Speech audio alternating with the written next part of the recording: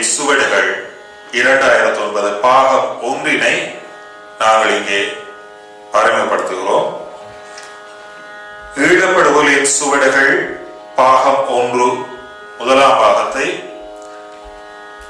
நாடாவை வெட்டி அறிமுகப்படுத்துவதற்காக நாங்கள் இங்கே அழைப்பது மதிப்புக்குரிய பேராசிரியர் திரு பாலசுந்தரம் அவர்களை அன்போடு அழைக்கின்றோம். ஈழப்படுகொலையின் சுவடுகள் 2009 பாகம் 1 முதல் பிரதியை வழங்குவதற்காக கனடிய தமிழர் நினைவழி சகவத்தின் செயற்பாட்டாளர் யோஎஸ் அவர்களை அழைக்கின்றோம். முதலாம் பிரதியை பெற்றுக் கொள்வதற்காக தமிழர் மரபியல் நடுவத்தின் தலைவர் திரு குமார் அவர்களை அன்போடு அழைக்கின்றோம். முதலாவது நூலினை வழங்குகிறார் கனடிய தமிழர் நினைவழி சகவத்தின் செயற்பாட்டாளர் யோகேஷ் அவர்கள். முதல் பிரதியை பெற்றுக் கொள்கிறார் தமிழர் மரபியல் நடுவத்தின் தலைவர் திரு குமார் அவர்கள்.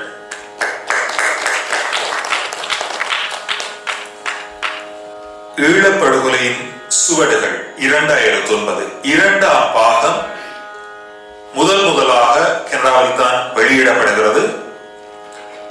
அந்த வெளியீட்டினை செய்வதற்காக இன்றைய விழாவினுடைய தலைவர் பண்டிதர் சாவி பஞ்சாட்சரம் ஐயா அவர்களை அன்போடு அழைத்து வருமாறு கேட்கிறோம். ஈழப்படுகொலையின் சுவடுகள் இரண்டாம் பாகத்தை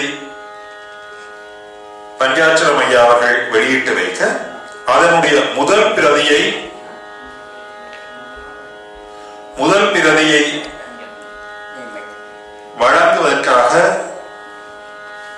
தமிழ் தேசிய செயற்பாட்டாளர் திருமதி நந்தினி விஜயபவன் அவர்களை அன்போடு அழைக்கின்றோம். இரண்டாம் பாகத்தினுடைய முதல் பிரதியை பெற்றுக் கொள்வதற்காக லம்பாக்கிச்சி நிறுவனத்தின் அதிபரும்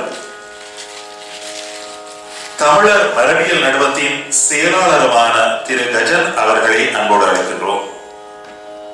முதலாம் பிரதியை வழங்கி வைக்க தேசிய செயற்பாட்டாளர் திருமதி நந்தினி விஜயபவன் அவர்களை அன்போடு அழைக்கின்றோம். இரண்டாம் பாகத்தினுடைய முதல் பிரதியை பெற்றுக் கொள்வதற்காக தமிழர் மரபியல் நடுவத்தின் செயலாளர் திரு கஜன் அவர்களை அழைக்கின்றோம்.